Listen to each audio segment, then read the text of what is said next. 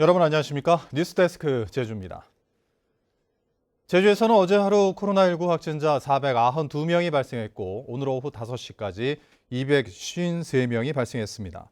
제주적 누적 확진자는 24만 2,400여 명으로 최근 일주일간 확진자는 2,505명으로 전주보다 1,372명 늘었습니다. 현재 도내 위중증 환자는 5명으로 신규 사망자는 발생하지 않은 가운데 2,300여 명이 재택 치료를 하고 있습니다. 제주 산지를 제외한 전 지역에 폭염주의보가 발효된 가운데 무더위가 이어지고 있습니다. 제주시의 낮 최고 기온이 31.2도까지 치솟은 가운데 서귀포 30.7도를 기록하는 등 대부분 지역이 30도를 넘었습니다. 오늘 새벽에는 제주시의 최저 기온이 25.6도를 기록하며 8일 연속 열대야 현상이 발생했습니다. 기상청은 오늘 밤부터 내일 사이 비가 내려 기온이 일시적으로 낮아질 것으로 예보했습니다. 한림항에서 발생한 어선사고 실종자 수색이 이어지고 있는 가운데 내일부터 본격적인 인양 작업이 시작됩니다. 제주해양경찰서는 한림항 어선 화재 사고로 실종된 선원 2명을 찾기 위해 경비함정 2척과 경찰과 민간해양구조대 등 30여 명이 수색 작업을 벌이고 있지만 실종자는 발견하지 못했다고 밝혔습니다. 해경은 화재 선박에 와이어를 설치하는 등 인양을 위한 마무리 작업을 마친 뒤 내일부터 사흘 동안 불이 난 선박 3척을 인양할 계획입니다. 수협중앙회가 최근 잇따라 발생한 제주 어선 화재 피해 어업인들에게 어선 보험금을 신속하게 지급할 방침입니다. 수협중앙회는 화재 원인 조사가 나와야 보험금 지급 절차에 착수하는 만큼 제주 해경과 협력해 사고 조사를 진행하고 선주의 사정에 따라 보험금 선지급이 필요한 경우 추정 보험금의 50% 이내에서 보험금을 지급할 예정이라고 밝혔습니다.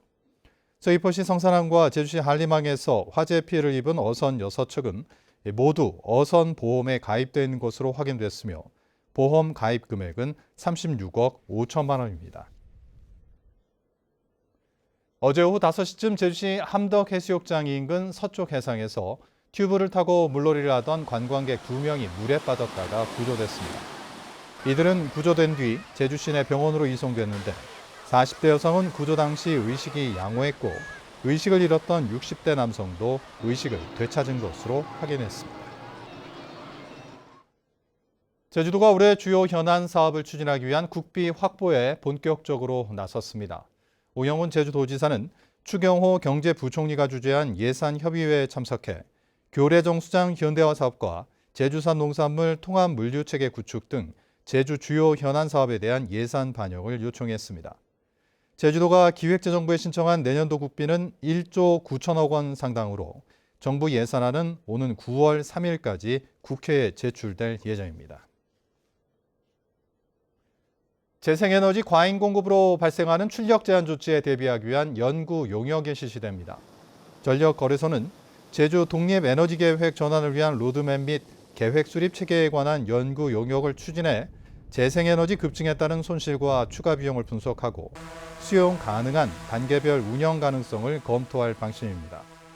이와 함께 제주 지역의 자체적인 에너지 계획 수립 체계를 마련할 계획입니다. 제주시가 기온과 습도가 높은 여름철을 맞아 축산물 위생 점검을 실시합니다.